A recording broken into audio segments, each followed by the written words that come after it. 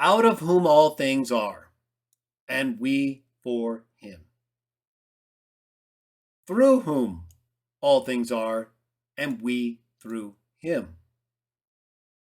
Which one of these, thank you for the super chat, GL, which one of these expressions, I want you to think about this, it's very important.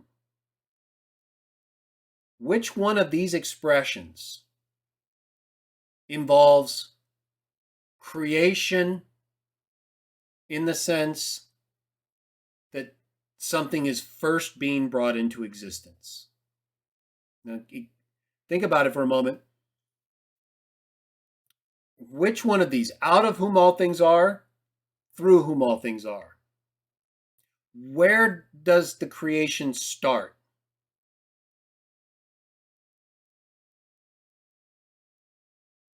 Out of whom, right?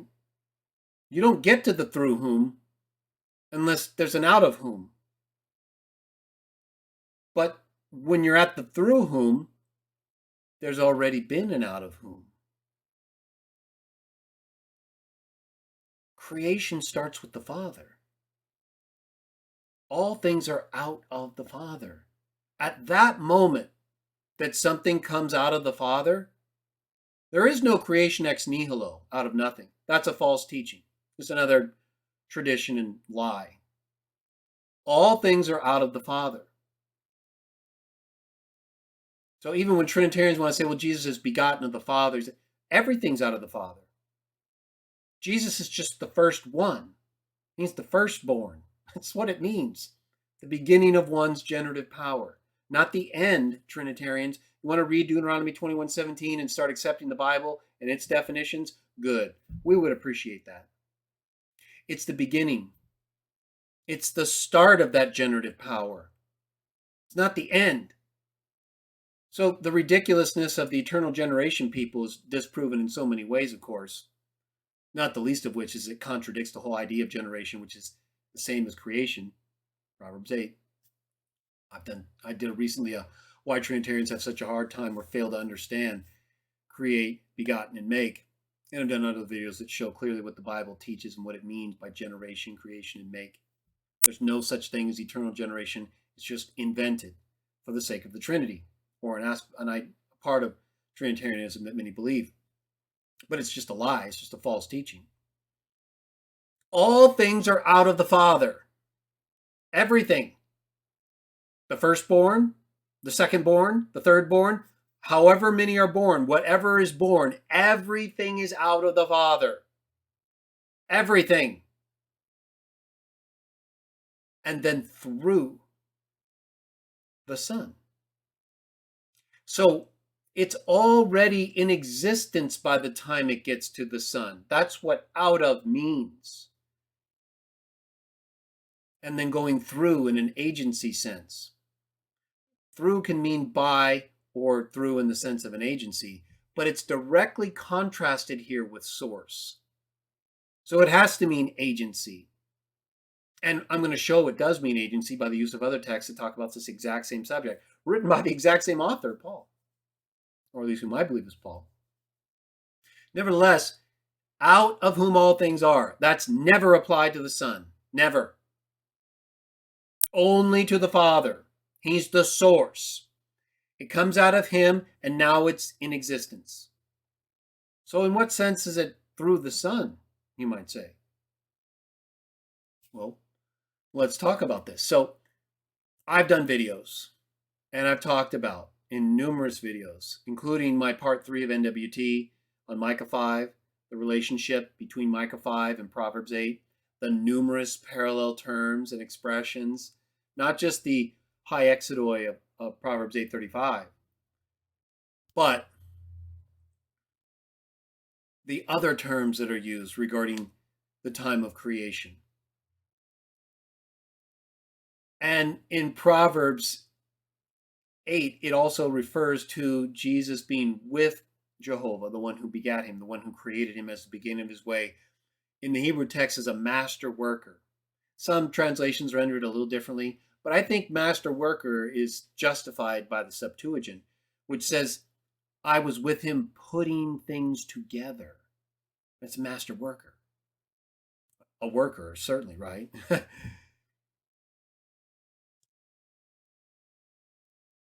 That's how he's the one through whom all things are made.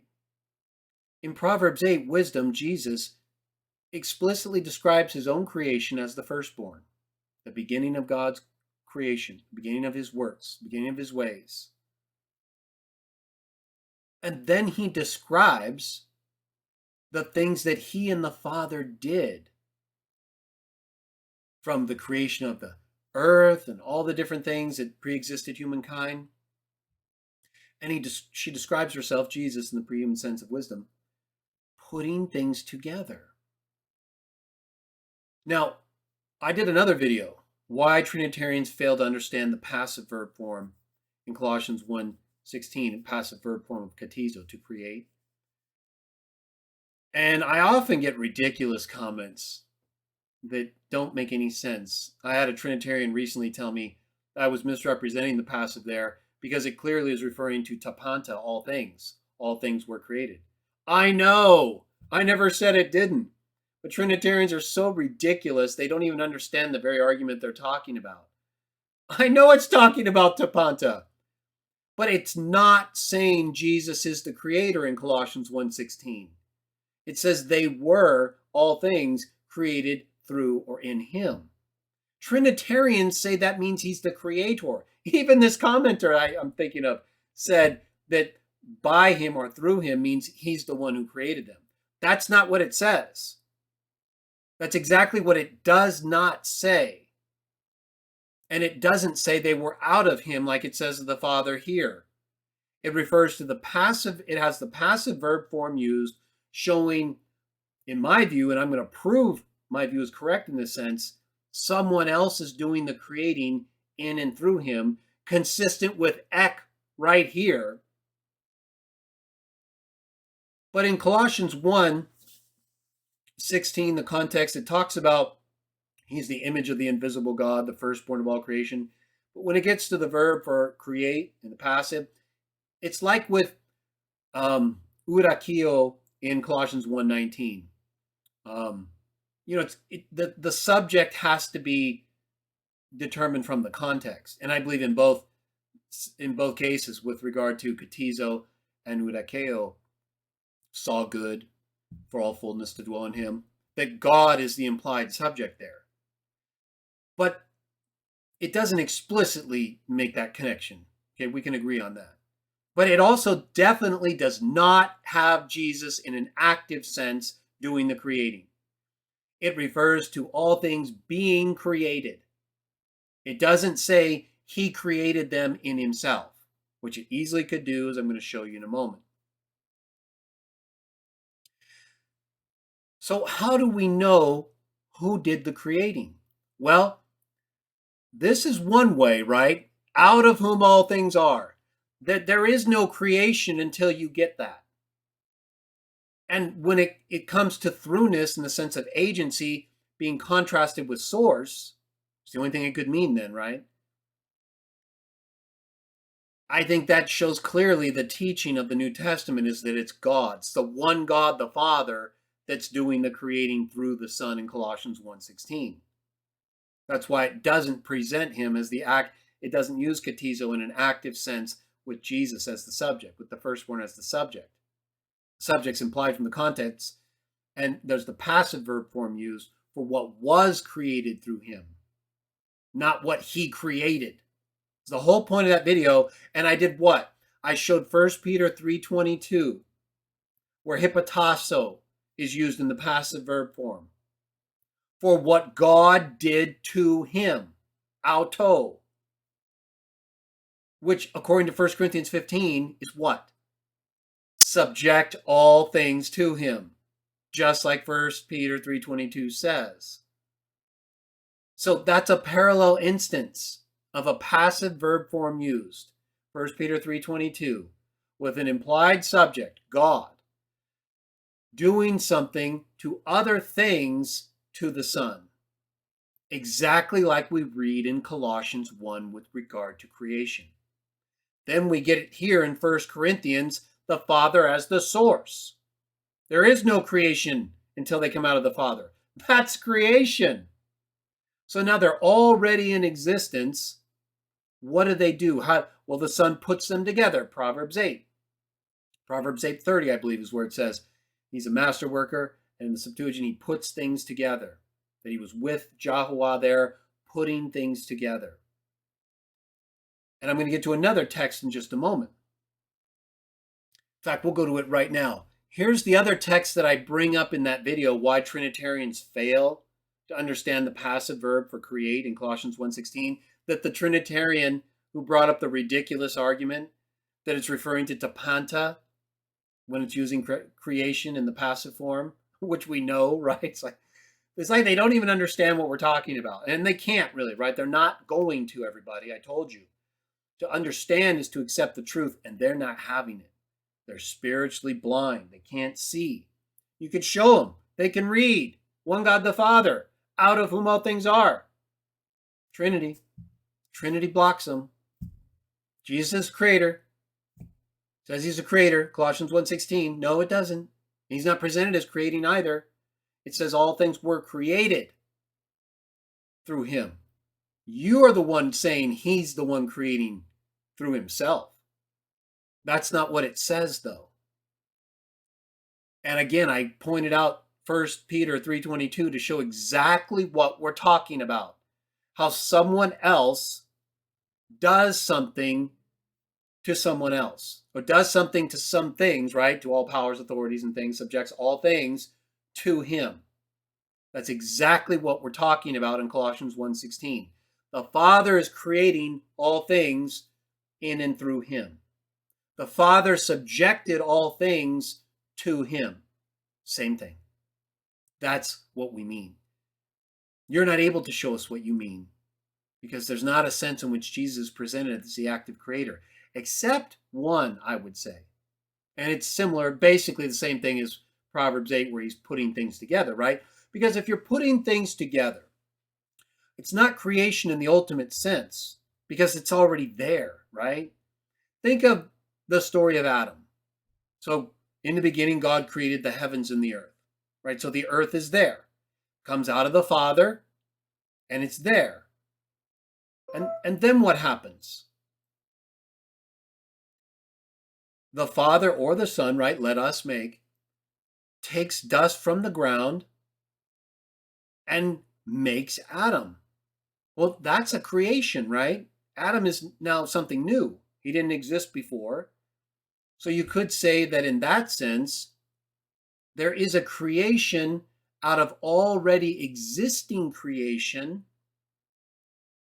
But that's not what we mean when we refer to God the Father as the creator in the ultimate sense. He does do that, right? Because as I'm going to show you in a moment, as I talk about in that very video, why Trinitarians fail to understand the passive verb for create in Colossians 1:16.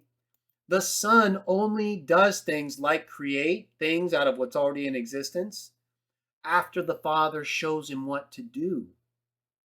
So it's not like the Father never makes things out of what he's already made, but that's different from him being the source of everything that can serve as the means from which other things are made. Let's take a look at Hebrews 3:4. Again, a text I brought up in that video, why Trinitarians fail to understand the passive verb for create in Colossians 1:16. Of course, every house is constructed by someone. The verb for constructed is kataskuazo. And then it uses the same verb when it says, he that constructed all things is God. So if someone builds a house, does that make them God?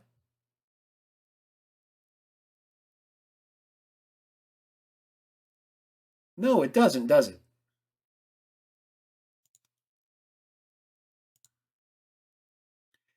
What it means, I've already done, so Jubito, there's a commenter in the chat that doesn't understand. I've already talked about Hebrews 1:10.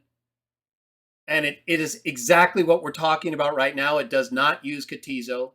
And in the Septuagint text, Jubito, that Hebrews 1:10 through 12 is quoting, I did 2 videos on it. So you're way behind, okay? That Paul, the author of Hebrews, is quoting the Septuagint, not the Hebrew text, and they're different. It's a messianic application, and God, Jehovah, is not the one doing that in the Septuagint that's being quoted. You just don't understand the Bible. You don't understand Hebrews 1, 10 through 12, and it's entirely consistent with what we're talking about right now. Why don't you pay attention, Jubito? Because if you would listen, we're in Hebrews chapter 3, verse 4, and look what it says. Every house is constructed by someone, but he that constructed all things is God. So if someone constructs a house, does that make them God, Jubito? No, it doesn't, does it?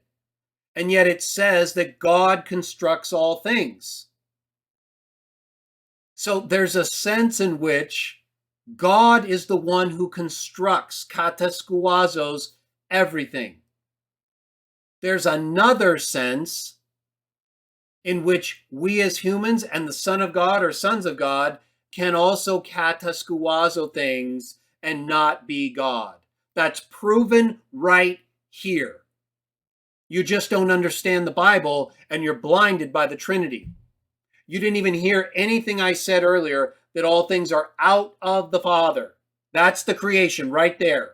Then they're through the Son. Okay, the Son, that's the Hebrews 1, 10 through 12, Proverbs 8:30, putting things together. We do accept that Jesus creates in the sense that he builds things out of what has already come out of the Father. You just don't understand the Bible. You just don't understand 1 Corinthians 8:6. You don't understand Hebrews 1, 10 through 12. You don't understand any of this, which is why instead of listening and learning, you just keep repeating your false doctrine and lies. Every house is constructed by someone. All things are constructed by God, and yet God does not construct all things. Here is another instance where other would be appropriate, yet Trinitarians freak out because they think it's implying something that's not taught when that's exactly what is taught in Colossians 1, 15 through 17. Either way, we'll get to that in a moment. This shows that there is a sense in which God creates all things, and there is another sense of the exact same verb in which other people, other sons of God or sons of Adam, can create, can kataskuazo. I just gave the example of Adam being created from the dust that was already created out of the Father. And yet we get Trinitarians who collapse in understanding. They can't figure it out. They can't understand how a text that in the Hebrew Bible applies to God as the creator, but then in the Septuagint doesn't present God as the creator, and so maybe represents an earlier text than the Masoretic text because of the way that the text quoted in Hebrews 1, 10 through 12 was used by the Christians. You understand, Jabuto? You're so far behind in understanding, you embarrassed yourself. You humiliated your false doctrine, which is fine because it's a joke. Okay, because you're preferring a pagan emperor's contribution and understanding to the Bible. You don't understand how the sons of God, let us make, the Son of God, or us, can create something out of what has already been created, can put things together. But that does not make us, and it does not make the sons of God, and it does not make Jesus the creator in the out of ek sense that the Father is. Do you understand that, Jabuto? I doubt it, but I hope so. We'll pray for you. You need it. But we really don't care if you accept it or not because you came in teaching false doctrine, which is rude. You should be listening and trying to learn. And then your false doctrine might stop blinding you to what is clearly taught in the Bible. Now let's go to Hebrews 1. This is how we know that It's not the Son who's creating in Colossians 1, right? So just like in John 1:3, Colossians 1:16, it refers to the Word, the firstborn, as the agent, the one through whom all things were made. But it doesn't really give us an explicit subject. It doesn't say God made all things through the Word or God made all things through the firstborn. That's implied from the context, and I believe quite reasonably so. But it's not explicit. It definitely does not say the Logos created, right? In John 1:3. No, it does not. It does not say the firstborn created. No, it does not. Okay, so stop lying to everybody and saying those texts teach he's the creator. They use the exact same preposition, dia, that is used in 1 Corinthians 8:6, in contrast to the creator, the one out of whom everything comes, hence is created. And then once it's already in existence, it's already out of the Father, Jabuto. Do you understand that? Ek, out of, already here? Good. So what's your problem? It's already in existence, and now the Son is putting it together. I gave you the example of Adam, didn't I? Does that make any sense to you at all? No? Well, bye. Makes perfect sense to us. It's what the Bible teaches. Hebrews 1:1 is also what the Bible teaches. We'll read verses 1 and 2. This is how you know, in addition to 1 Corinthians 8:6. And the use of ek in contrast to dia, showing that what's done dia, Jesus, is already in existence. He's not creating it into existence. It's already there, out of the Father. So 1 Corinthians 8:6 is pretty much explicit in terms of who is the creator in the ultimate sense of bringing into existence. There's another sense in which we can build a house, right? We take wood from trees, metal from the rocks, metal from the earth. We create plastics and different things out of what already exists, and we create something that didn't exist, a house. But the ultimate sense in which everything that goes into what that house is was out of the Father. That's biblical. That's what the Bible teaches. Hebrews 3:4. Every house is built by someone, catasquazo. He that it constructed, catasquazo, all things is God. Everything is out of the Father in its ultimate constituent part, what it is as matter. And then God, of course, can make things out of what comes out of him. And so can the sons of God, or Jesus, let us make. Hebrews 1:10, quoting Psalm 102, in the Septuagint, Jabuto. You just don't understand that the Septuagint of Psalm 102 is different than the Hebrew of 102. You might want to read those two accounts side by side. It might help you stop misrepresenting and presenting lies.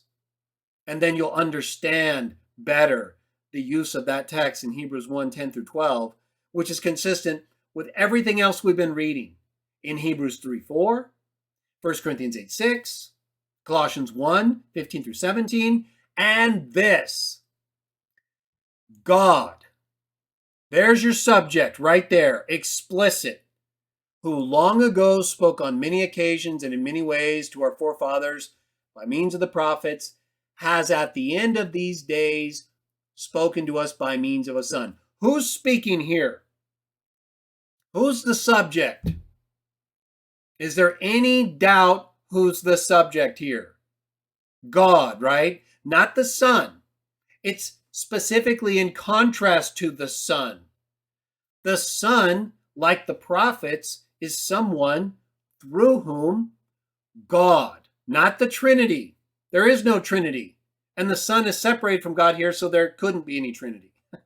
Because God and the Son here are distinct. Trinitarians will say, well, that's him and his human nature again, splitting up one person into two natures, which is not possible. nowhere found in nature, and against everything the Bible says. He was a spirit before he became a man. Became a man lower than the angels, lower than spirits, just a man, the last Adam.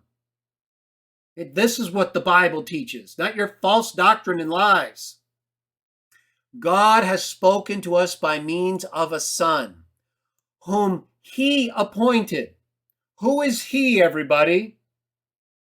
God, right? God appointed his Son by means of a Son, whom he appointed heir of all things. So God is doing the appointing, right? And the Son is being appointed, right? Real simple stuff. Well, look at the next part. And through whom he made the systems of things. It's God, just like we've been telling you in Colossians 1 for both verse 16 and 17 and verse 19. It's God who is the one creating all things through the Son. It says explicitly right here, God appointed a Son, heir of all things, and through whom he made the systems of things. In the Greek, it says dou kai epoiesin. Epoiesin is a form of poieo, which is in the active third person singular. It's talking about God actively making or creating through the Son. And when it says systems of things, what does Colossians 1 say, everybody? Well, let's go back. Well, we've read it before, but let's just go back to it real quickly.